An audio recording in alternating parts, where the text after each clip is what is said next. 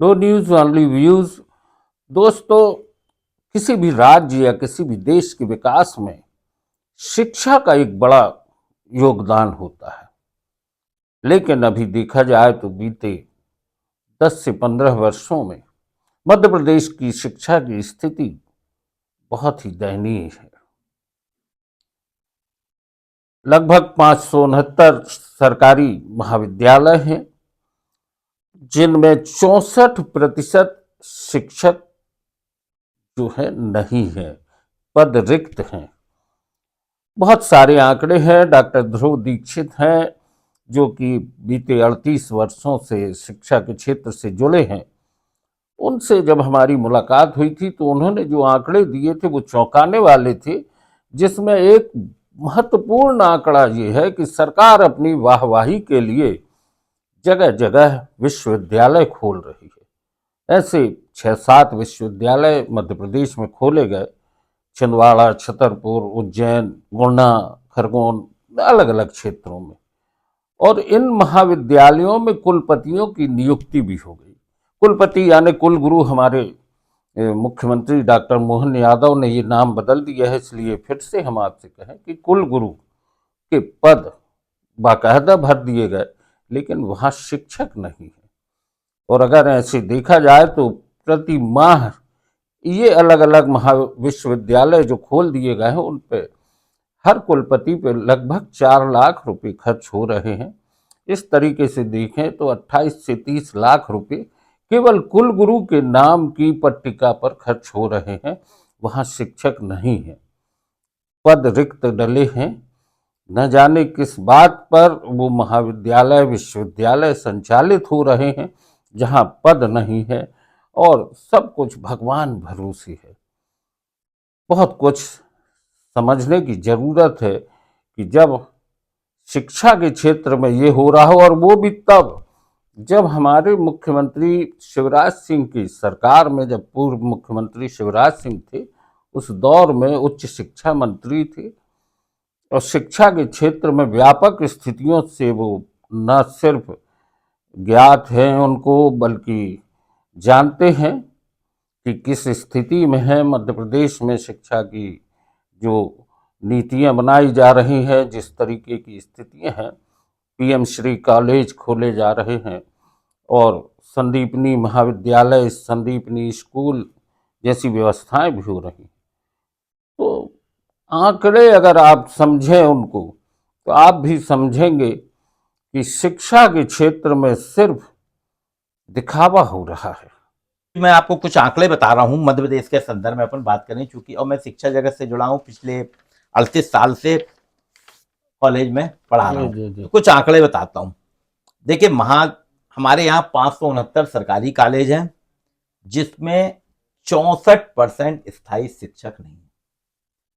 और इसमें भी देखिए बहुत बुरी स्थिति है कि 569 कॉलेजों में जो स्वीकृत पद हैं सरकार के, प्रोफेसर है, प्रिंसिपल है, लाइब्रेरियन है, स्पोर्ट्स ऑफिसर, ये 13,000 के लगभग है। और 13,000 में से मात्र 5,000 भरे गए हैं, बाकी सब खाली। 8,000 पद खाली। वो कब भरेंगे? पीएससी कर रही है, विवाद होता है। दूसरी चीज, 17 विश्वविद्यालय हैं सरकारी, जिसमें से 5 विश्वविद्यालय जो हैं कुलपति के बल पे चल रहे हैं। ना उनकी बिल्डिंग है, ना प्राध्यापक है।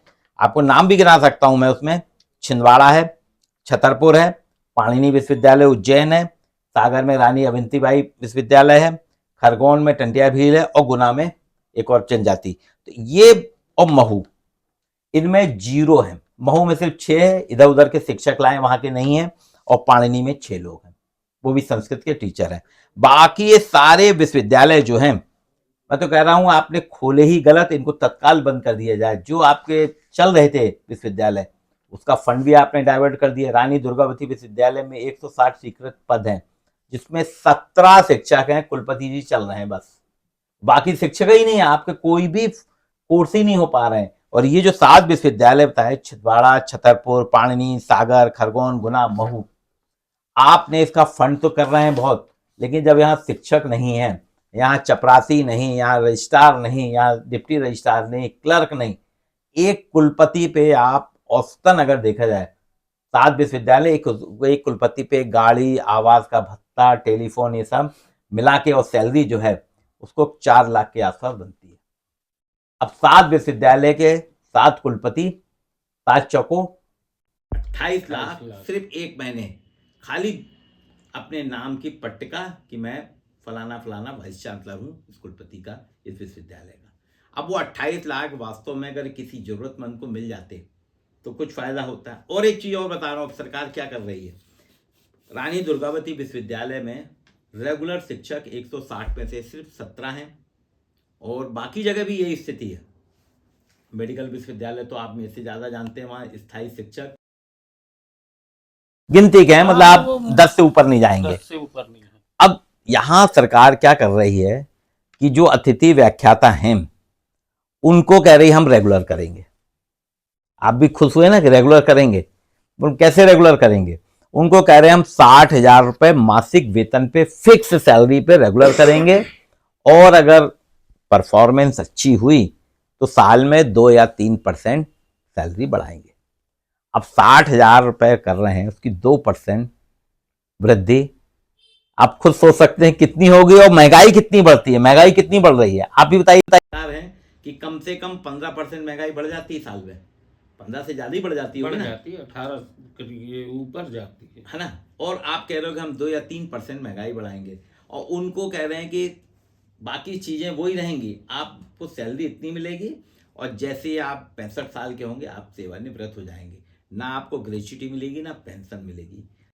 आपने देखा रानी दुर्गावती विश्वविद्यालय जबलपुर में 160 स्वीकृत पद हैं अध्यापकों के, लेकिन उनमें से सिर्फ 17 पद पर शिक्षक हैं।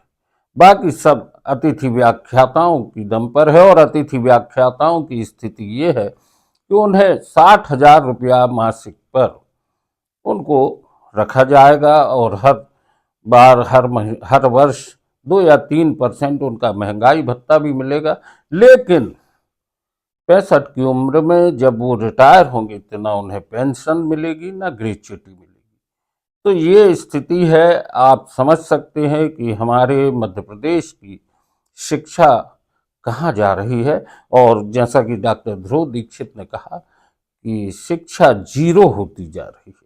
नो न्यूज़ ओनली व्यूज़ पर आज की चर्चा यहीं तक।